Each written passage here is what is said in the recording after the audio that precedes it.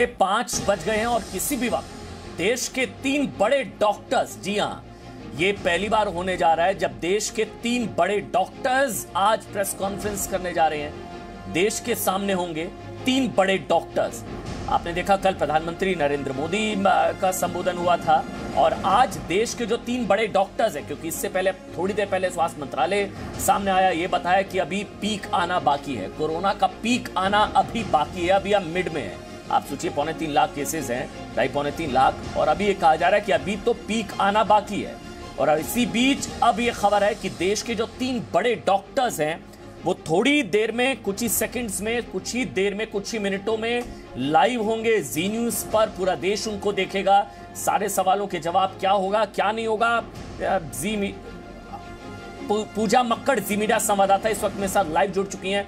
पूजा, ये 3 बड़े डॉक्टर्स कौन कौन और क्या, मतलब सामने आने का मकसद क्या?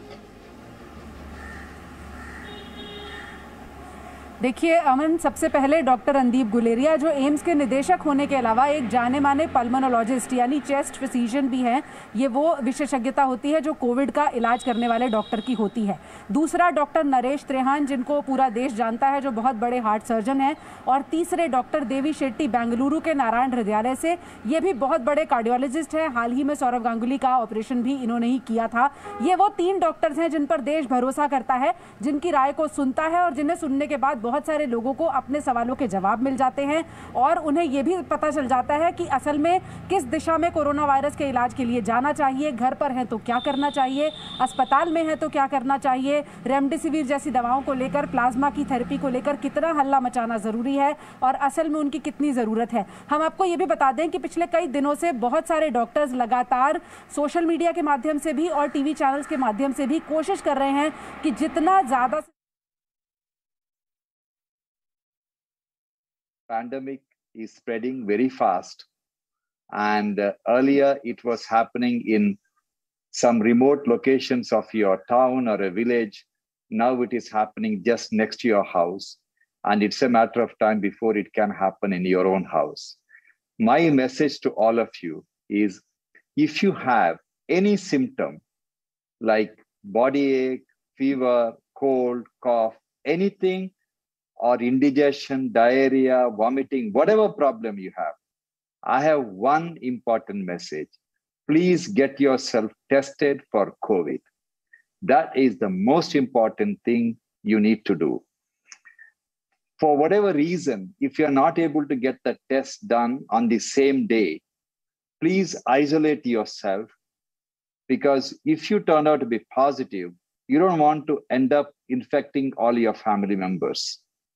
And drink plenty of water and always wear a mask.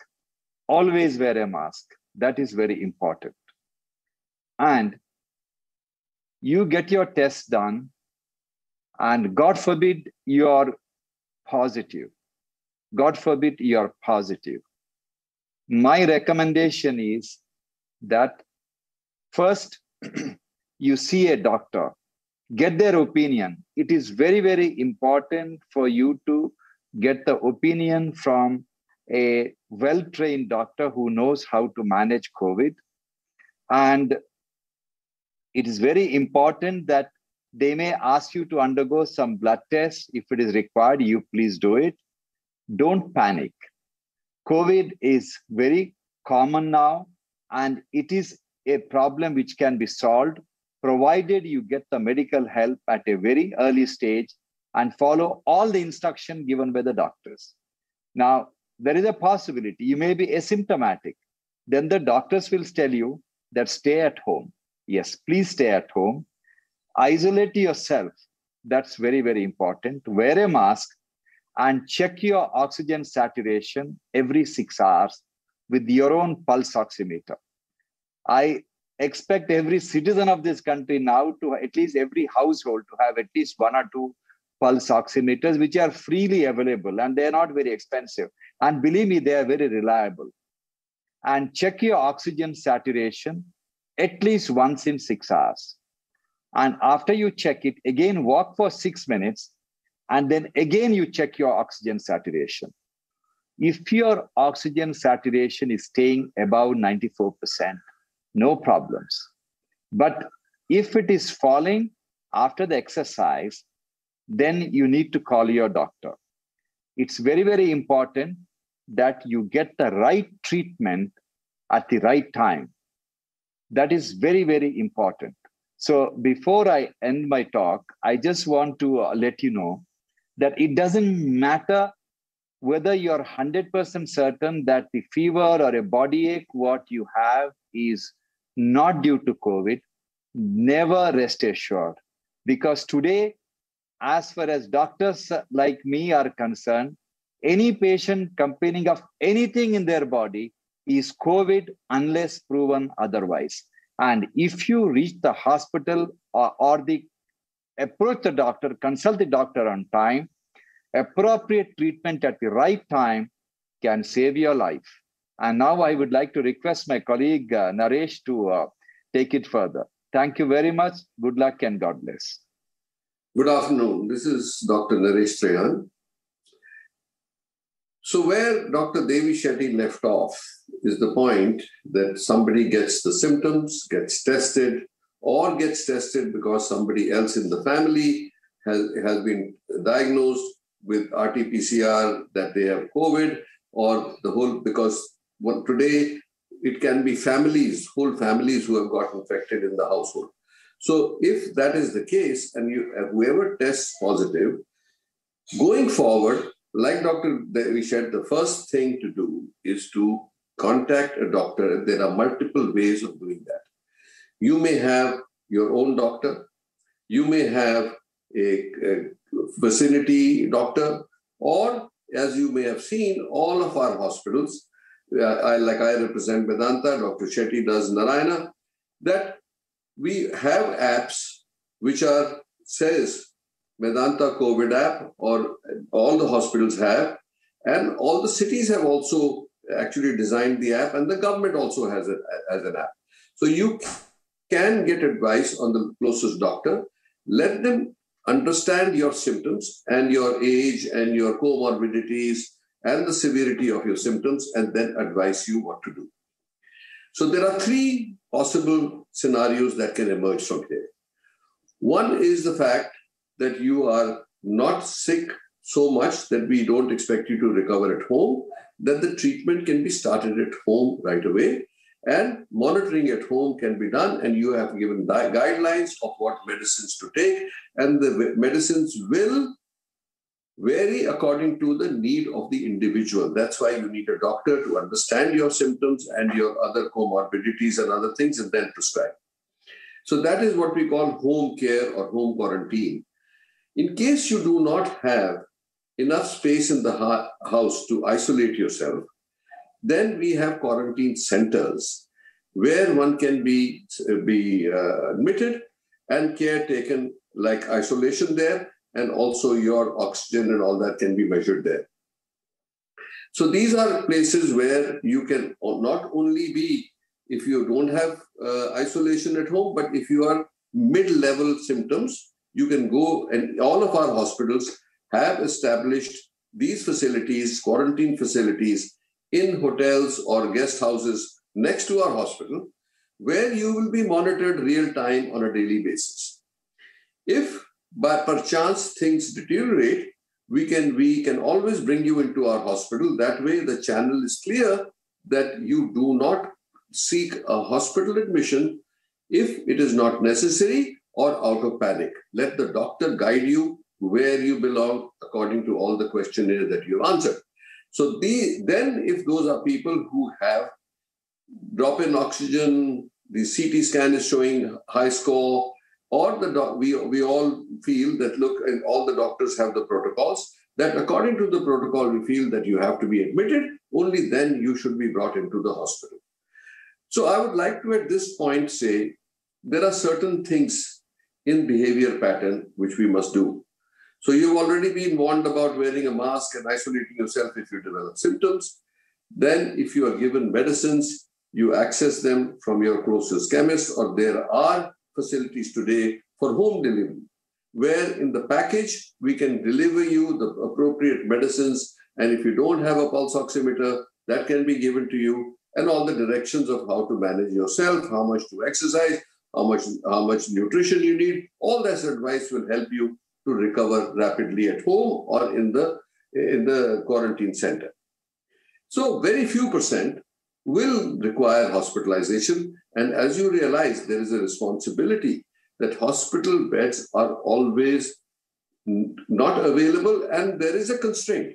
So we must utilize those hospital beds judiciously and with responsibility, and that responsibility rests on all of us, the citizens, the doctors, the hospital providers, and then, of course, intensive care unit for those very few people who may need to go to. But today you must feel comfortable with the fact that you will have a very high chance that you'll get cured. So don't panic and don't have so much anxiety that you get confused on the pathway that you have to follow. That is one part. The other part is that we are fortunately in India, where our pharmaceutical industry has come a long way in helping with this fight. They have ramped up their facilities. They have made connections from overseas companies to bring the medicines to India, manufacture them in India. So you take medicines like Faviflu, you take remdesivir, you take some of the other vitamins and all that you need, we prescribe. All those have been manufactured in India in enough quantity. Now, you may have heard there was a shortage of remdesivir available. So I want to address the fact, when do you need remdesivir? We have now made a protocol that remdesivir is to be given not to everybody who will test positive, and that misconception I would like to take out of people's mind. Only the doctor will look at a set of test results and a set of symptoms which show that a person is experiencing a viral load which is giving them high fever. They are vulnerable population, like people who have liver disease, who have kidney disease, people who are on chemotherapy but from cancer, highly diabetics, obese people. People who have BMI greater than 35 are the ones who are most vulnerable.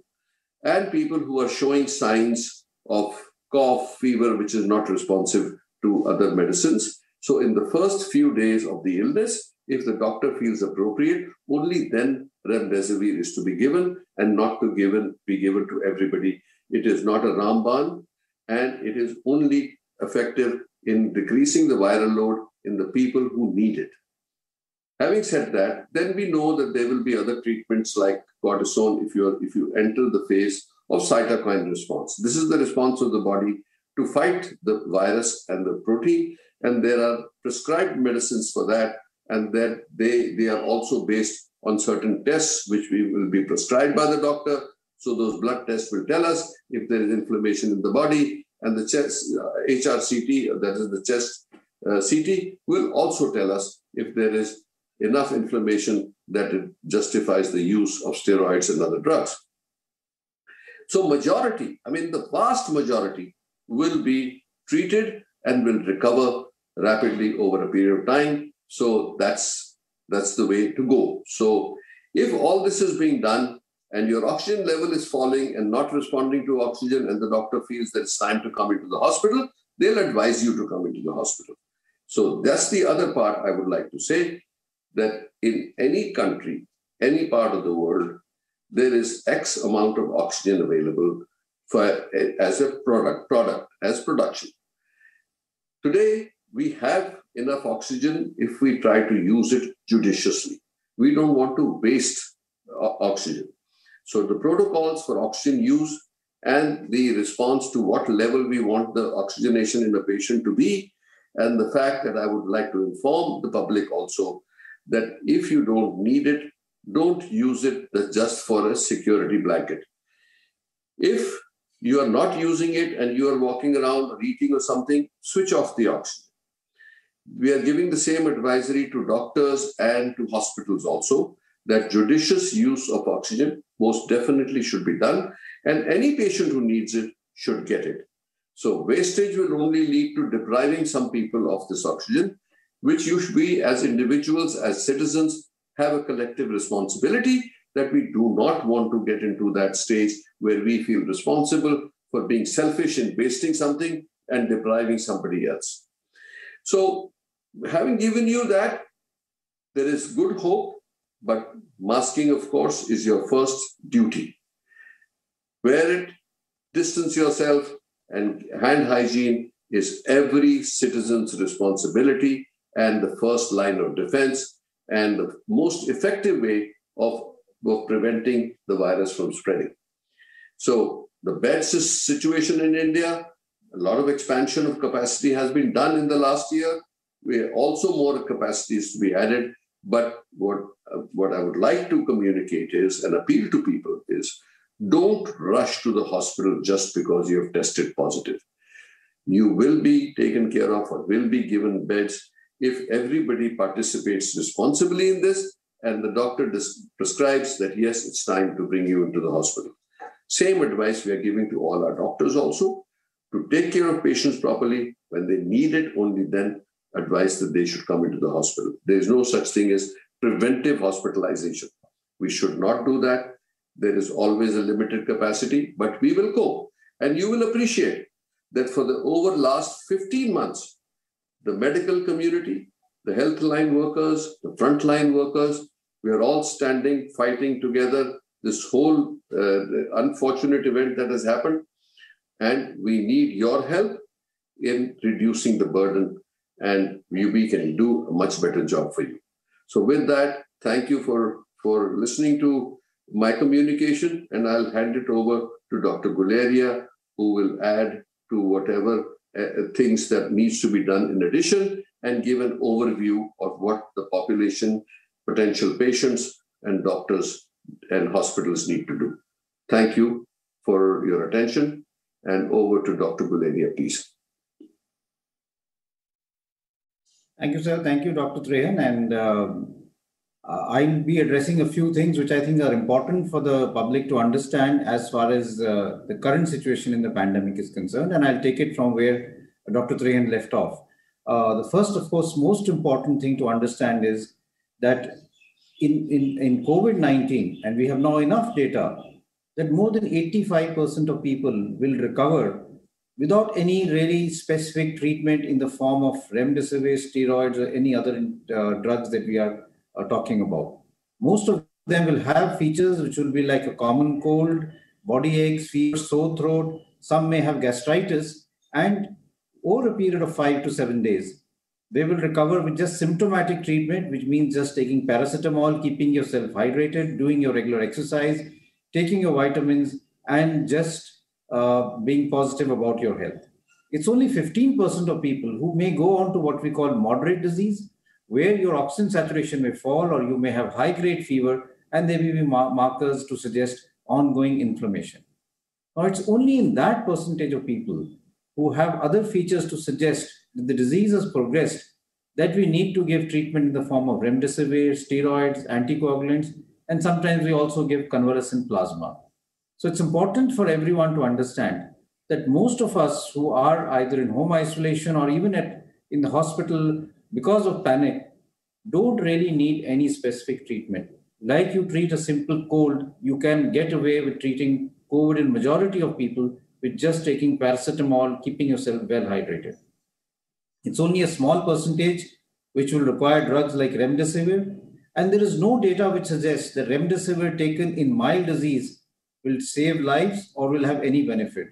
The data for remdesivir does not show that it actually decreases mortality. It only has been shown to decrease hospital stay. And the large study done by WHO, the recovery trial, was a negative study. It did not show any role of remdesivir. Therefore, don't consider this to be a magic bullet. It is something that we need to keep in mind. So that is the first message that I would like to give, that majority of people don't need to panic. They can home isolate themselves. And as Dr. Devi Shetty said, monitor yourself at home, keep yourself well hydrated, monitor your saturation, and consult your doctor if you have any worry. But you will become all right staying at home, and you will not need to come to the hospital. Very few will actually need to come to the hospital. By rushing to the hospital, you are creating more chaos, and you're not actually benefiting yourself, and you're actually denying a bed to a fellow citizen who may need it and may not be able to get it because of unnecessary a hospitalization for people who don't need to be in hospital. The second thing that I would like to talk of is regarding oxygen. Now, there is a lot of issue as far as oxygen is concerned. I do agree, and this is very important for those who have oxygen or need oxygen. Oxygen is a treatment. It's like a drug. And therefore, it's very, very important for us to understand that one of the treatments for COVID-19 is to give oxygen if you need it. And in many lung diseases, when you have pneumonia, when you have chronic lung disease, when your saturation falls, oxygen is a treatment that is given sometimes for a short duration, but sometimes people are on long-term oxygen therapy if their lungs are bad because of a chronic lung disease. Now, an important issue here is that taking oxygen intermittently. Your saturation is all right, but you say, okay, let me take oxygen for half an hour after my meals, or if I take oxygen for a few hours in the day, my saturation goes up and I'm feeling better, and I should therefore continue oxygen, is actually a waste of oxygen. There is no data to show that this will be of any help to you, and therefore this is something that you should not do. Many patients have started keeping oxygen cylinders at home and have started taking it for half an hour, 2 hours. That itself is more harmful and is actually again denying oxygen to people who actually need it. The third important thing to remember as far as oxygen is concerned is oxygen is carried in our blood, and we look at what is the oxygen which is carried in the blood by looking at the oxygen saturation. But if your saturation is 92, 93, or your saturation is 98, 99, the actual oxygen in the blood is not very different, because the oxygen dissociation curve is what we call a sigmoid curve. And after you reach a saturation of 90, it is actually flat. So you don't really get too much of oxygen in your blood, even if you go from 92 to 98. Therefore, in those individuals who are having an oxygen saturation of 93, 94, there is no need to really take high oxygen or high flow oxygen just to maintain your saturation at 98, 99. It is not going to be of any benefit. Therefore, you should have a judicious use of oxygen. There is no need to take oxygen if your saturation is over 95. If it is less than 9 and over 94, if it's less than 94, you need close monitoring, but you still may not need oxygen because your oxygen in the blood is still sufficient in those patients who are healthy. In some patients who have chronic disease or who have other problems like chronic heart disease, you may want to keep the oxygen saturation on a slightly higher side. But even if your oxygen is around 90, 92, don't panic, consult your doctor. You may need to be very closely monitored, but it is not that you should start oxygen to maintain your saturation over 97, 98. It is actually going to be of not much benefit. And I think as a country collectively, if we work together and say that we will use remdesivir judiciously, we use oxygen judiciously, there will be no shortage of oxygen, whether we talk of Maharashtra, Delhi, Chhattisgarh, or any other state, because in terms of the number of patients who need oxygen and the supply of oxygen, that is well balanced. But if you suddenly start hoarding oxygen, if you start using it when you don't need it, then obviously you will have a deficiency which is self-created rather than actually existing. So my appeal to everyone is that please don't take oxygen when it is not required. Taking oxygen just for the fun of it is denying oxygen to someone who may actually need it and whose life could be saved. And secondly, even if your oxygen saturation is 93, 94, don't rush to take oxygen to bring it up to 98, 99. Your oxygen carrying capacity in the blood will remain the same. It is not going to change so much as far as the oxygen dissociation curve is concerned. The third thing that I wanted to mention was regarding vaccination. There is a lot of fear that now what is the point in getting vaccination, because I know a person who got vaccinated and even after 2 weeks of vaccination, he got COVID-19. The vaccine prevents you from getting disease. It may not prevent you from getting infection. And we must understand the difference between the two. The vaccine will prevent you from getting disease in the form of severe illness, hospitalization, going into the ICU, or even dying from COVID-19. We know that it has a good protection in majority of people as far as the vaccine is concerned.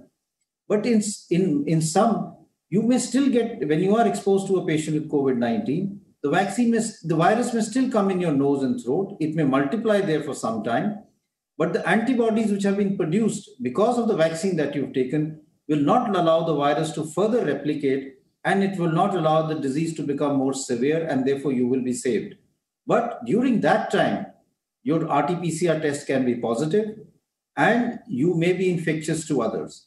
Therefore, it's very important for all of us to understand that even after getting the vaccine, we may have a positive COVID report, and we will also be infectious. So wearing a mask even after you have become COVID positive, after you got your vaccine, is very, very important to protect your near and dear ones, your family members, your colleagues, because they may not have been vaccinated, or their vaccine may not have been completed in terms of both the shots, and they may be susceptible to the infection.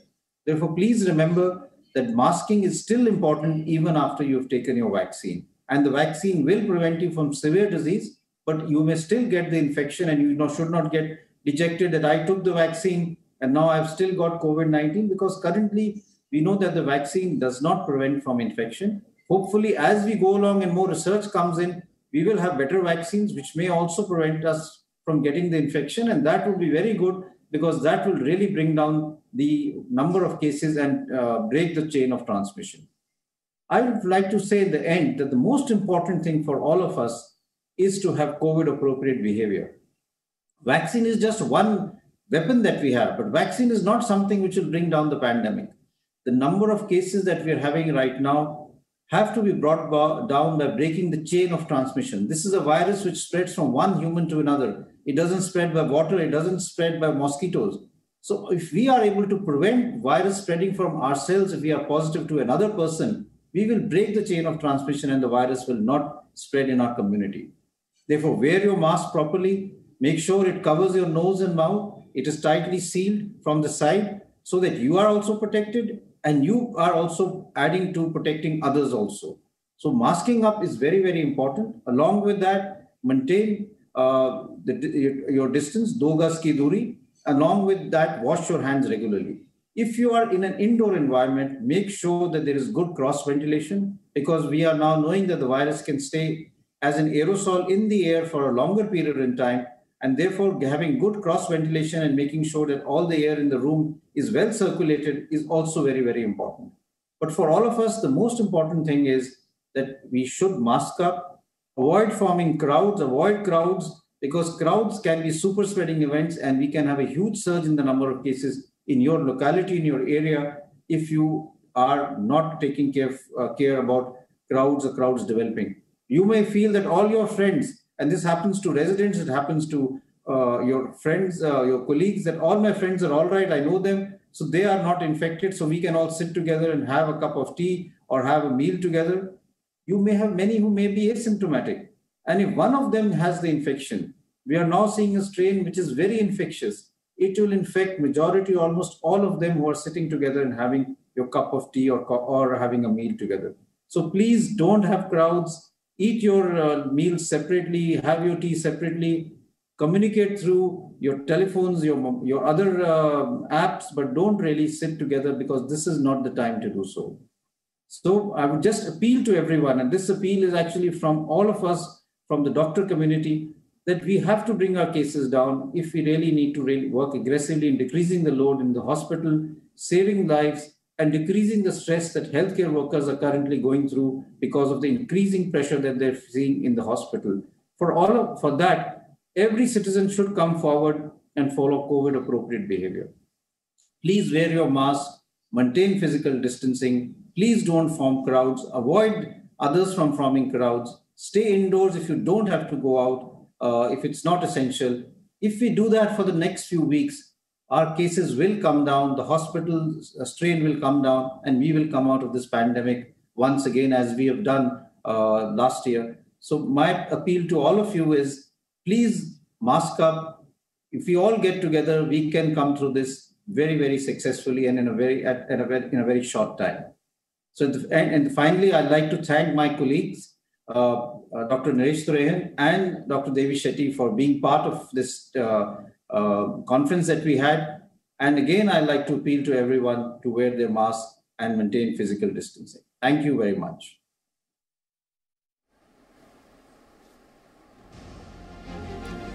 तो आपने सुना, और ये बहुत important थी press conference. यकीन मानिए, जिस तरह से अफवाह फैलाई जा रही है, जिस तरह से फेक न्यूज़ फैलाई जा रही थी, ऑक्सीजन को लेकर फेक न्यूज़ फैलाई जा रही थी कि हमने 700% एक्सपोर्ट कर दिया है, फिर हकीकत सामने आई। उसके लिए बहुत ज़रूरी थी जो कहा गया कि ऑक्सीजन पर्याप्त है, कमी नहीं है, अगर उसका सही से यूजेज हो, सबसे बड़ी चीज़। और उसमें यह भी कहा गया है कि वेस्टेज ना हो, सबसे बड़ी चीज़। और 85% मरीज बिना रेमडेसिविर लिए भी ठीक हो रहे हैं। 94 के नीचे अगर आपकी ऑक्सीजन लेवल जाता है तो ही आपको जो है हॉस्पिटल में एडमिशन की जरूरत है, और उसमें भी ऑक्सीजन लेना नहीं लेना वो पैनिक नहीं होना चाहिए। तमाम चीजें जो बताने की कोशिश की वैक्सीन को लेकर, ऑक्सीजन को लेकर। मेरे साथ डॉक्टर अजय आलोक जो कि जेडीयू से हैं, और डॉक्टर रवि मलिक वो भी मेरे साथ इस वक्त लाइव जुड़ चुके हैं, और साथ ही मेरे साथ नुपुर शर्मा भारतीय जनता पार्टी से, और कांग्रेस से मुदित अग्रवाल है। लेकिन सबसे पहले मैं नुपुर आपके पास आ रहा हूं, क्योंकि आज पूरा दिन ये प्रेस कॉन्फ्रेंस इसलिए बहुत जरूरी थी। आज पूरा दिन बहुत डराया गया, रात को भी डराया गया कि हाहाकार हो जाएगा, ऑक्सीजन खत्म हो गई, बुरा हाल है। आज प्रियंका वाड्रा ने ट्वीट किया कि आप लोगों ने एक्सपोर्ट कर दी, जो है 700% एक्सपोर्ट कर दिया, ऑक्सीजन की कमी है। तब पता लगा सच्चाई कुछ और है। ये पीसी बहुत जरूरी थी, ये कम से कम अफवाहों को जो ऑक्सीजन मिल रही थी वो अब नहीं मिलेगी, अफवाहों को ऑक्सीजन नहीं मिलेगी इस पीसी से।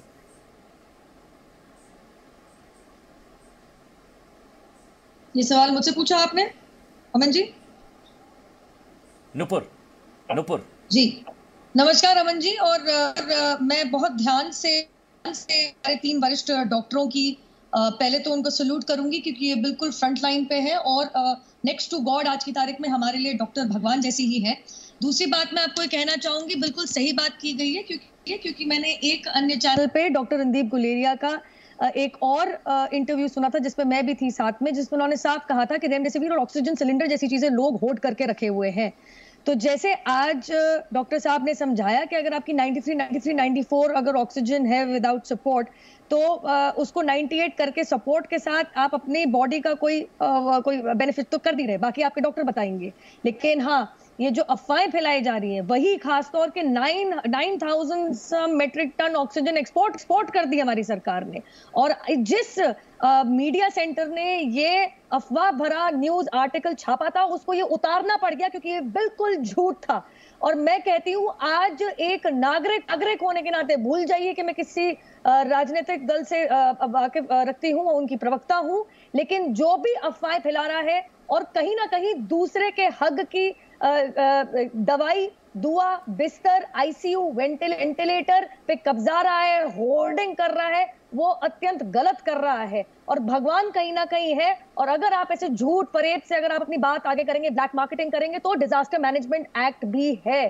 तो इसलिए कृपया करके अफवाहें ना फैलाएं, खास करके वो राजनीतिक दल। आज मैं अखबार पढ़ रही थी अमन जी, एक बात जरूर कहूंगी, पिछले महीने मार्च और उसके पिछले महीने फरवरी के अंदर यही प्रियंका वाड्रा जी उत्तर प्रदेश में आए दिन किसान महापंचायत में रैलियां कर रही थी, जहां हजारों की कगार में लोग मौजूद थे, वहां कोई कोविड प्रोटोकॉल फॉलो नहीं किया जा रहा था। आज अखबार में आया है कि वही दिल्ली के बॉर्डर, चाहे टिकरी हो गया, सिंगू हो गया, गाजीपुर बॉर्डर हो गया, जहां पे इनके जमावड़े की वजह से ऑक्सीजन टैंकर को आने में दिक्कत हो पड़ी, तो दिल्ली की पुलिस ने उनकी मदद करी, ग्रीन कॉरिडोर बना के कि अस्पतालों तक पहुंचाया जाए, समय पे ऑक्सीजन पहुंचाई जाए।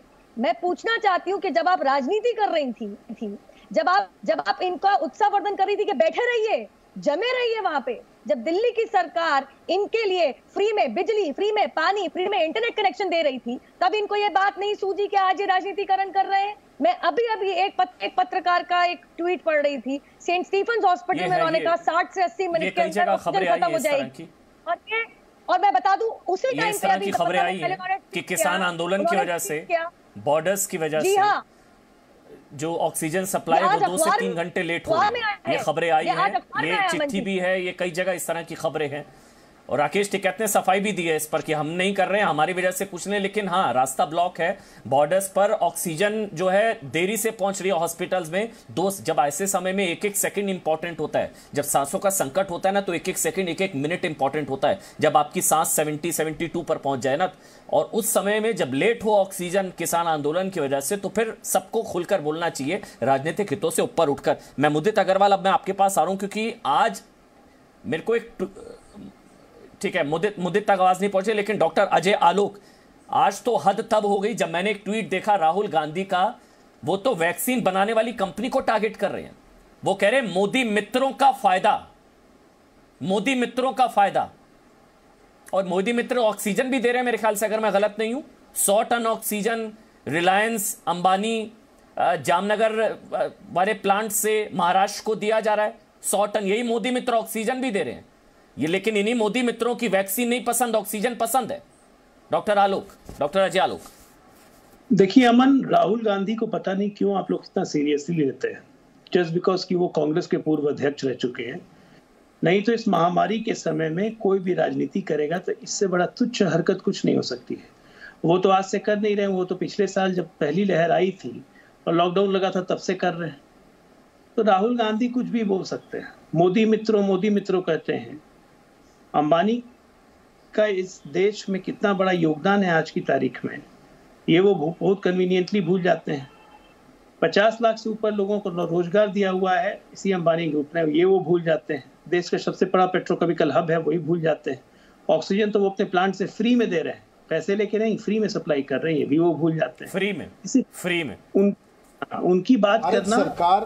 केंद्र सरकार ऑक्सीजन को कंट्रोल करती है। राज्य कोई भी हो, जिस राज्य में भी ऑक्सीजन बन रही है उससे उसका कोई मतलब नहीं है। राज्य सरकार का अधिकार नहीं है ऑक्सीजन पे। केंद्र सरकार बताती है कि किस राज्य को कितनी ऑक्सीजन मिलेगी, कितना कोटा मिलेगा। ये हमेशा से ये होता रहा है।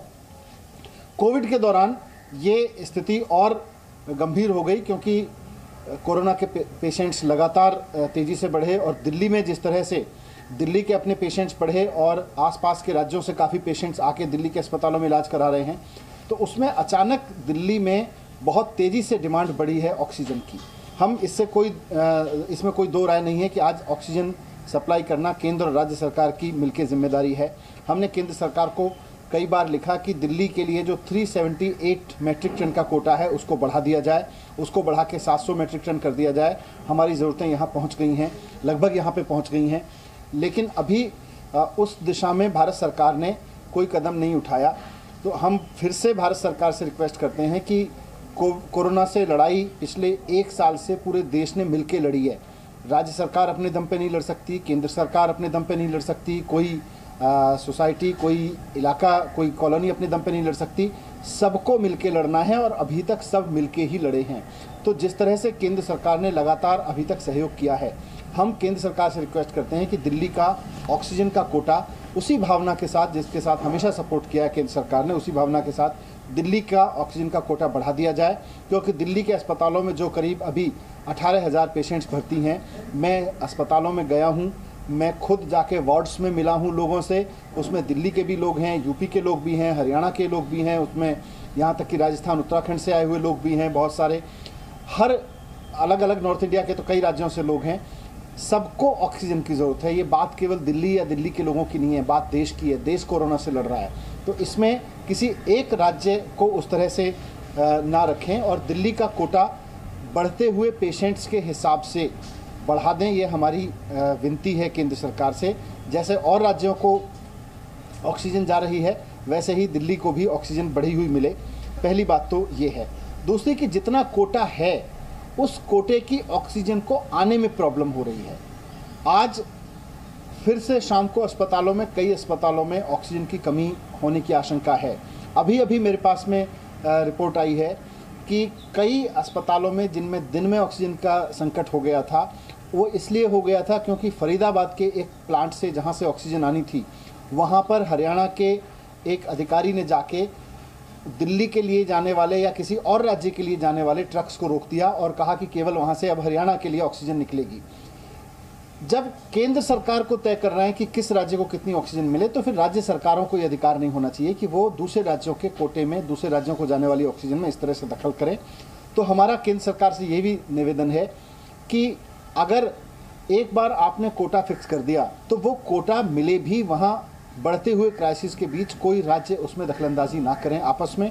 ये आपस में राज्यों की लड़ाई ना बने, बल्कि पूरे देश की लड़ाई है कोरोना के खिलाफ, आपस में राज्यों की लड़ाई ना बने। इसमें भी केंद्र सरकार से हमारी रिक्वेस्ट है कि इसमें इंटरवीन करें, क्योंकि आज इंटरवीन करने के बाद फिर फरीदाबाद के उस प्लांट से दिल्ली के लिए ऑक्सीजन अभी चली है, ये तो चल गई।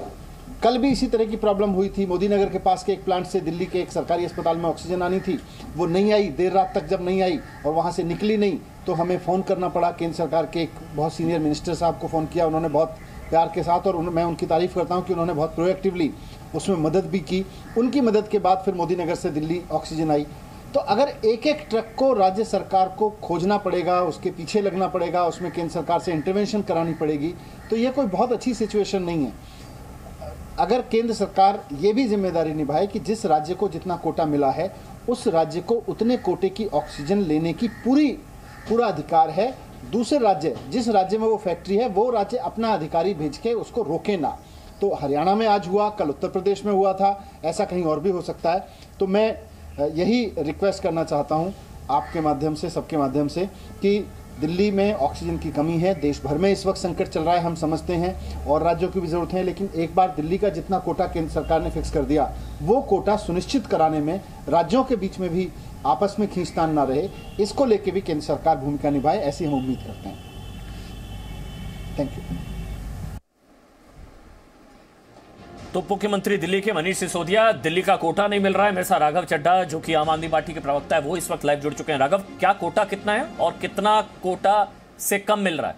ऑक्सीजन का कितना कोटा है दिल्ली का और कितना कम मिल रहा है? राघव, अमन जी, 5 पॉइंट विस्तार से आपके सामने रखना चाहूंगा। पहली चीज, ऑक्सीजन की मांग दिल्ली में और पूरे देश भर में बढ़ी है, क्योंकि जी बोलिए, आवाज आ रही है। परसेंटेज ऑफ पेशेंट्स जिनको हाई फ्लो ऑक्सीजन चाहिए वो बढ़ गया है, पहला पॉइंट। दूसरा पॉइंट, दिल्ली सरकार ने 700 मेट्रिक टन की डिमांड केंद्र सरकार के सामने रखी कि केंद्र सरकार, हमें 700 मेट्रिक टन चाहिए। केंद्र सरकार की अपनी कैलकुलेशन के हिसाब से, जो उन्होंने अपनी कैलकुलेशन बनाई, उसके हिसाब से दिल्ली को 700 मेट्रिक टन नहीं मिलना चाहिए, 500 मेट्रिक टन मिलना चाहिए। लेकिन उन्होंने अपनी आवंटन के खाते से दिल्ली को 500 मेट्रिक टन भी आवंटित नहीं किया, बल्कि 378 मेट्रिक टन आवंटित किया। यानी कि 700 की जगह दिल्ली को मिला 378। अब ये जो 378 है, अब वो 378 या 378 भी दिल्ली को पूरा नहीं मिल रहा है, क्योंकि आज आईएएस अफसर हरियाणा सरकार के और हरियाणा सरकार की पुलिस ऑक्सीजन सप्लाई पॉइंट्स पर फैक्ट्रियों पे जाकर बैठ गई है और दिल्ली की तरफ जाने वाले हर ट्रक को रोक लिया है कि दिल्ली की तरफ कोई भी ट्रक ना जाए। अब हालत ये हो गई है कि जो हमें कमिटमेंट मिली, जो हमें आवंटित हुआ, उतना भी दिल्ली नहीं पहुंच पा रहा है। तो अब मुझे ये बताइए कि दिल्ली के लीडिंग अस्पताल, किसी अस्पताल में 4 घंटे की ऑक्सीजन रह गई है, किसी में 2 घंटे की रह गई है, किसी में 5.5 घंटे की रह गई है। वो अस्पताल कैसे अपने पेशेंट्स को जीवित रखेंगे? इस बीमारी का तो एक ही इलाज है, ऑक्सीजन। एक तरफ केंद्र सरकार कहती है बेड बढ़ाओ, बेड बढ़ाओ, बेड बढ़ाओ। अरे बिना ऑक्सीजन के बेड बढ़ाकर भी क्या मिलेगा? बिना ऑक्सीजन के भी इंसान तो मर जाएगा। तो आज स्थिति ये उत्पन्न हो गई है कि केंद्रीयकरण इस प्रकार से पूरी ऑक्सीजन के आवंटन का हो गया है, और उसके ऊपर से मुझे लगता है केंद्र सरकार की जो कमिटमेंट्स थी उनको भी राज्य की सरकारें ऑनर नहीं करने दे रही हैं। अगर हरियाणा सरकार या उत्तर प्रदेश सरकार अपने सूबे में आने वाली ऑक्सीजन बनाने की फैक्ट्रियों पर अपनी पुलिस तैनात कर दे, अपने अफसर भेज दे कि कोई भी ऑक्सीजन दिल्ली या किसी और राज्य ना जा पाए और हमारे राज्य में रहे, तो स्थिति तो खराब हो जाएगी। राघव, अनिल विज हैं हरियाणा के हेल्थ मिनिस्टर, उनका आज एक स्टेटमेंट आया था, उन्होंने तो उल्टा आप पर आरोप लगाया कि one of are O2 tankers, मतलब उनका एक ऑक्सीजन टैंकर की दिल्ली सरकार ने लूट करवा दी, फरीदाबाद की तरफ जा रहा था। अनिल बताइए, अब आपको विश्वास होता है क्या ऐसी स्टेटमेंट पे? क्या आपने ऐसी कोई खबर पढ़ी, कहीं कोई छपी, किसी ने देखा कोई लूट होते हुए? इस प्रकार की अनर्गल बातें करके ध्यान भटकाने का प्रयास कि कोई उनकी चोरी ना पकड़े, कोई उनकी तरफ उंगली ना उठाए, उसके लिए ये गंदी राजनीति कर रही है। मैं आपसे पूछता हूँ, मुझे ये कोटा कम से कम मुझे देने दीजिए जवाब, देना चाहिए ना नुपुर। मुझे मेरे हिसाब से राघव चड्ढा से, स्वास्थ्य मंत्री हरियाणा के राघव चड्ढा से ज्यादा भली भांति जानते होंगे कि स्वास्थ्य मंत्रालय के अधीन आने वाली ये जो चीज है उसके क्या हालात है और क्या नहीं है। तो कृपया करके, मुझे तो नहीं लगता कि किसी प्रदेश के स्वास्थ्य मंत्री का दिया गया बयान अब उसको अनर्गल कह सकते हैं, लेकिन आज ही के अखबार में फ्रंट पेज पे न्यूज आई है कि ये वाली दिक्कत मध्य प्रदेश राज्य में भी आई थी और उसमें सेंटर ने इंटरवीन किया है, बकायदा गृह मंत्रालय ने इंटरवीन किया है। और अगर मैं पढ़ लूं तो ये देरी इसलिए हो रही है क्योंकि जो आपने जमावड़ा इकट्ठा किया ना मुफ्त में इंटरनेट और बिजली और पानी देके, जो आपको ध्यान होगा वो कृषि कानून जो पारित करने के बाद आपने एक ढोंग रखा था अपने असेंबली के अंदर फाड़ने का कागज, फिर कहा था ये हम कृषि कानून नहीं होने देंगे, फिर भी गजट जारी कर दिया था, फिर आपने उनको वहां पे बसने के लिए, और आज दिल्ली चलो का आह्वान लेके इन लोगों ने कहा दिल्ली तक जाएंगे और ये और कह दिया कि जो आपके कहने के बावजूद, आपके मुख्यमंत्री के कहने के बावजूद कि भैया आप मजदूर लोग, श्रमिक लोग यहाँ से मत जाओ, दिल्ली से मत जाओ, उसके बावजूद तो चले गए। राघव कह रहे हैं 700 कोटा है, 500 की हामी भरी थी, दी 350 जा रही है। मुझे अगर फिगर्स में आप बता पाए कि दिल्ली का कितना कोटा और दी कितनी जा रही है। ये वही अखबार पढ़ रहे हैं जो मैं पढ़ रही हूँ। कोटा 700 नहीं, अपनी जरूरत 700 बता रहे हैं। अगर आप पढ़े तो आज के अखबार में 508 मेट्रिक टन जरूरत है। और अगर या तो राघव सच बोल रहे हैं, या फिर मैं मान लूं अभी कि हमारे डॉक्टर नरेश त्रेहन झूठ बोल रहे थे, जो आपके ही चैनल पे थोड़ी देर पहले कह रहे थे कि ऑक्सीजन है, बकायदा बखूबी ऑक्सीजन है अस्पतालों में। यही बात डॉक्टर रणदीप गुलेरिया ने बोली। या तो डॉक्टर साहब झूठ बोल रहे हैं, या फिर सिर्फ आम आदमी पार्टी सच बोल रही है, जो हर 5 मिनट में आके कहती है कोविड को मरा देंगे, और 4 दिन पहले कह रही थी कि ऑक्सीजन की कमी नहीं है। या तो तब झूठ बोल रहे थे, आप झूठ बोल रहे थे। आप बता दीजिए आप सच कब बोल रहे हैं। अमन जी मैं जवाब दे दूं? नहीं, अगर ऑक्सीजन की कमी नहीं है तो फिर एक मिनट में राघव, मैं डॉक्टर रवि मलिक का जवाब ले लूं, उसके बाद आप बोल लीजिएगा। क्योंकि अगर ऑक्सीजन की कमी नहीं है तो सेंट स्टीफन हॉस्पिटल कह रहा है 2 घंटे की बची है ऑक्सीजन। Saint Stephen number 1। खबर इस तरह की भी है कि 50,000 मीट्रिक टन ऑक्सीजन इंपोर्ट की जा रही है, ये भी खबर है। अगर कमी नहीं है तो 50,000 मीट्रिक टन इंपोर्ट की जा रही है, नंबर 1। और सेंट स्टीफन हॉस्पिटल भी कह रहा है 2 घंटे की बची है। कमी नहीं है क्या डॉक्टर मलिक? देखिए, मैं ग्राउंड की आपको रियलिटी बताना चाहूंगा कि अगर इसी तरह से हालात चलते रहे तो अभी अगर कमी नहीं भी है तो आने वाले चंद दिनों में ही, बल्कि कुछ घंटों में ही कमी आने की अंदेशा है। वजह यह है कि जो ट्रीटमेंट ऑफ चॉइस इसके अंदर, कोविड के अंदर बेसिकली ऑक्सीजन है, और ऑक्सीजन भी जब हम हाई फ्लो नेजल कैनुला से देते हैं तो उसकी स्पीड बहुत ज्यादा होती है। 30 लीटर 40 लीटर पर मिनट के हिसाब से हम लोग देते हैं। जो नॉर्मल ऑक्सीजन देते हैं वो 5 लीटर पर मिनट के हिसाब से देते हैं, तो ये बहुत ज्यादा ऑक्सीजन चली जाती है। तो ऑक्सीजन की कमी कई, आप ट्विटर खोलिए, इंस्टाग्राम खोलिए, कोई डॉक्टर रवि मलिक नहीं बोल रहे। हर पेशेंट जो है, आप देखिए, आपको सब कुछ पता चल जाएगा कि वो अपने परिजनों को लेके कितने चिंतित हैं। लोगों को घर में भी ऑक्सीजन लगा के बैठे हुए हैं, बेड्स की भी थोड़ी, देखिए प्रॉब्लम तो डेफिनेटली है, because we have been caught unaware. Second wave इतनी भयंकर आई थी, ये किसी को पता ही नहीं था। लेकिन मैं फिर भी ये सोचता हूं कि इस वक्त थोड़ा सकारात्मक रूप से, बिना आरोप प्रत्यारोप लगाते हुए अगर हम आगे चलें तो मेरे ख्याल से, क्योंकि हमारा टीवी का प्रोग्राम कोई ना कोई बेचारा आईसीयू में बैठा हुआ पेशेंट भी देख रहा होगा जो ऑक्सीजन के ऊपर होगा, तो वो भी घबराएगा कि ऑक्सीजन की पता नहीं कमी हो गई या मुझे मिलेगी कि नहीं मिलेगी। डॉक्टर मलिक, ये सबसे इंपॉर्टेंट है। देखिए, ये कोई नहीं कह रहा कि कमी नहीं है राघव, ये मैं भी नहीं कह रहा कमी नहीं है, कमी है, ऑक्सीजन की है। और ये मैंने भी फेस करी है, यूपी में हम लोगों ने भी फेस करी है, ऑक्सीजन की कमी है। मगर जब एक राज्य का, सूबे का उप मुख्यमंत्री कहता है ट्वीट करके कि हाहाकार हो जाएगा, जब एक राज्य का स्वास्थ्य मंत्री इस तरह की भाषा बोलता है कि बड़ा संकट हो जाएगा, पैनिक हो जाएगा, उप मुख्यमंत्री मनीष सिसोदिया ने कहा हाहाकार होगा, ये लैंग्वेज जब होती है तो पैनिक क्रिएट होता है। और ट्विटर से थोड़ी ना मांगी जाती है ऑक्सीजन।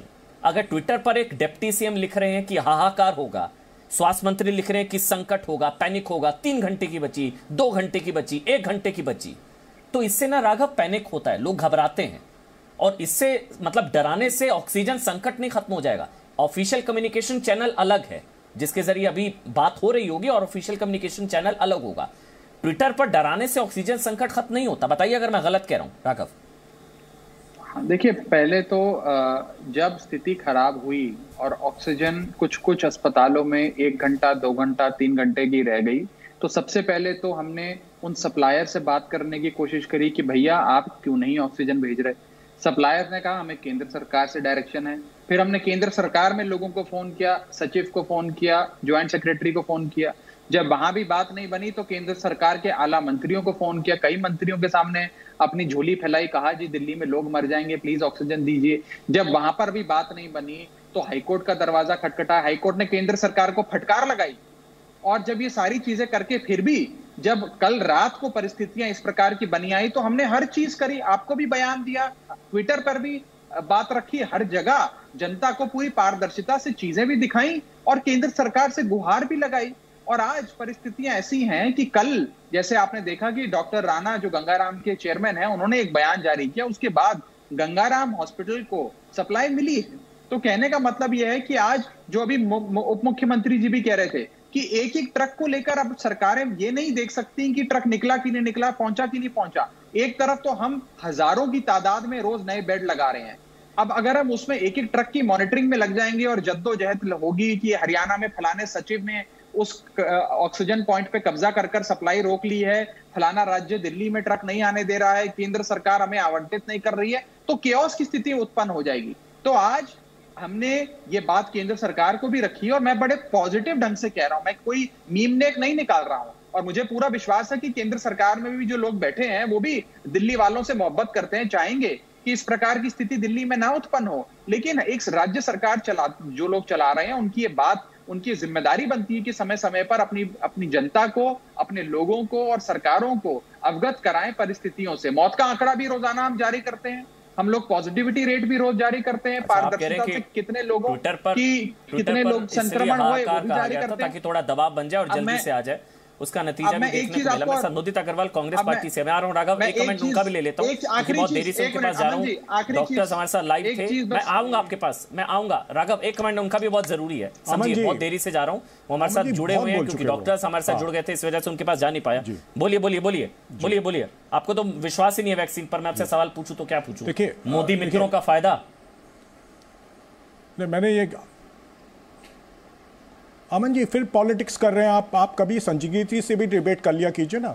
जो मैंने अभी टीवी पे देख रहा हूँ, चाहे नुपुर जी हो, राघव चड्ढा जी हो, पॉलिटिक्स के अलावा राहुल गांधी का ट्वीट पढ़ा आपने? पहले चड्ढा जी बोलते थे सारी गलती वैक्सीन में आ रही इसलिए हो रही है, संजीदा ट्वीट पढ़ा था आपने? आप सबको बोलने देंगे, आप सबको, मोदी मित्र आपको के कांग्रेस के आप जब आप टोक लेंगे तो मेरे पास आ जाइए, चलिए आप बोलिए। नहीं तो किसी ने भी ये नहीं बोला ना कि मेरे डिबेट की संजीदगी से डिबेट नहीं कर रहा हूं, आपने बोला ना, तो इसलिए तो आपको समझाना पड़ता है ना। अरे आप बोलिए, किसी ने नहीं बोला कि संजीदगी से डिबेट, तो आपने बोला ना संजीदगी से डिबेट, तो मैंने देखा ना राहुल गांधी का ट्वीट कितना संजीदा था। कर रहे हैं मोदी मित्रों से दिक्कत है आपको, सीरम इंस्टीट्यूट से दिक्कत है आपको, कोविशील्ड से दिक्कत है आपको, कोवैक्सीन से दिक्कत है, आप फिर से चले।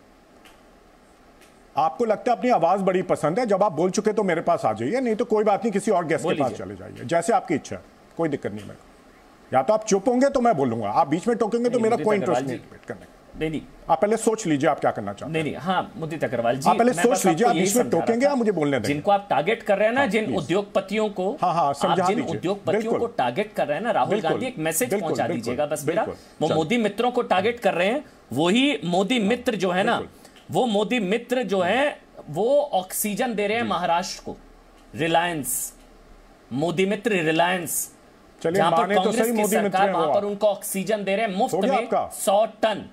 नहीं, मैं वही कह रहा हूं ना, वही जिनको कथित मोदी मित्र राहुल गांधी कहते हैं, और टाटा जो है ना वो कंटेनर्स दे रहा है। आपका पॉलिटिकल एजेंडा खत्म हो गया तो मैं बोल लूं? चलिए बोलिए बोलिए बोलिए मोदी जी। सुनिए, सुन रहा हूं मैं, अब मैं बोलूं? टोकेंगे तो नहीं, टोकेंगे तो नहीं, जैसे आपने नुपुर जी को नहीं टोका, राघव जी को नहीं टोका, टोकेंगे तो नहीं बीच में? गुड। देखिए मैं जो आज टीवी पे अभी देख रहा हूं, राघव चड्ढा जी हो चाहे नुपुर जी हो, पॉलिटिक्स के अलावा कुछ नहीं हो, पॉलिटिक्स के अलावा ये लोग कुछ नहीं कर रहे। देखिए दिक्कत क्या है, पहले राघव जी कहते थे सारी दिक्कत वैक्सीन नहीं आ रही इसलिए कोरोना हो रहा है, आज सारी जिम्मेदारी ऑक्सीजन की हो गई। बिल्कुल ऑक्सीजन की कमी है दिल्ली में, ऑक्सीजन की भी कमी है, आईसीयू बेड्स की भी कमी है, वेंटिलेटर्स की कमी है। मैं राघव चड्ढा जी को अभी 15 केस बताता हूं, मैं उनसे उम्मीद करूंगा वो मेरी मदद करेंगे।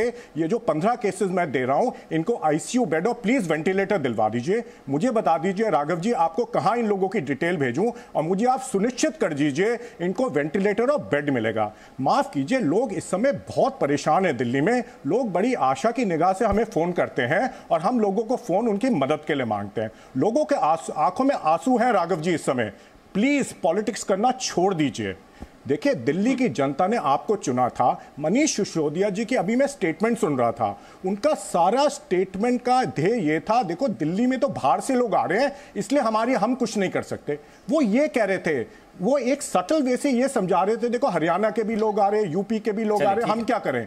वो कहीं ना कहीं अपनी जिम्मेदारी हटा रहे थे। और फिर जब बात हुई भाई अमन जी 2 मिनट,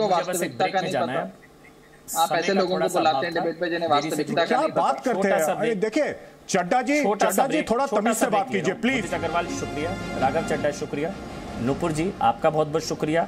सियासी लड़ाई नहीं, कोरोना से लड़ाई जरूरी है। सवाल वही था जिन पर सवाल उठा रहे हैं, वही आज ऑक्सीजन भी दे रहे हैं, वही जो है आज वैक्सीन भी दे रहे हैं। तो कॉर्पोरेट्स या उद्योगपतियों को टारगेट करके कोरोना से कैसे लड़ेंगे, ये मेरा सवाल था। थोड़ा सा देख रहे हैं। presenting B News app, available on Google Play and App Store. Download it now.